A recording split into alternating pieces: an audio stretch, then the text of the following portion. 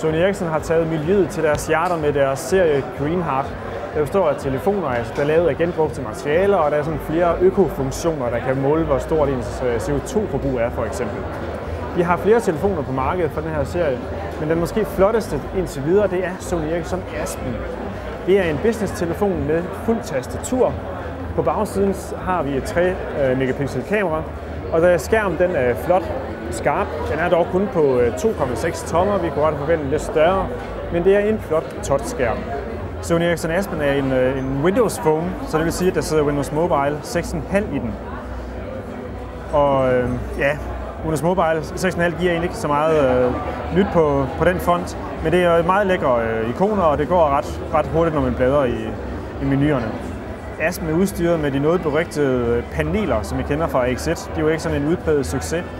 Men de er altså også på den her telefon, og de har så sådan udviklet konceptet lidt.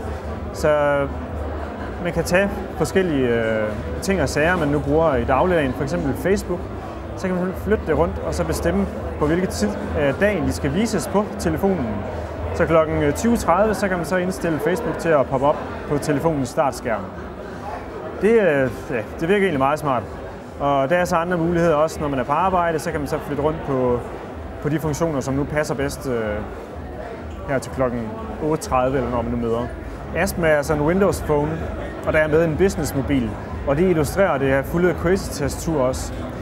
Og tasterne, de ser måske lidt små ud, men som man måske kan se her, så buler de faktisk lidt op.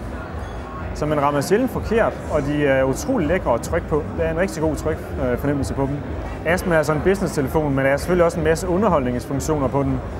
Man kan gå på nettet, der er Windows Media Player, der er Messenger, og der er Marketplace, hvor der faktisk er ved at være programmer, man gider at hente efterhånden. Det var der ikke for 2 måneder siden. Og ja, så er der også Office Mobile i fuld version, hvor man kan gå ind og skrive og redigere. Og ja, der er efterhånden ved at være en del gode programmer til Windows Phone.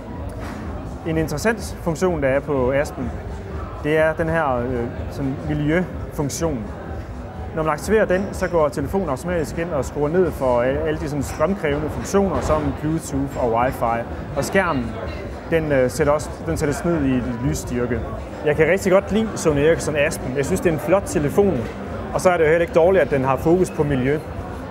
Jeg synes måske, at skærmen den er lidt lille, og den er skarp og flot, men den kunne godt have været lidt større, og man kunne måske godt have udnyttet den her del lidt bedre. Aspen rammer markedet i uge 26, men prisen den er ikke oplyst endnu.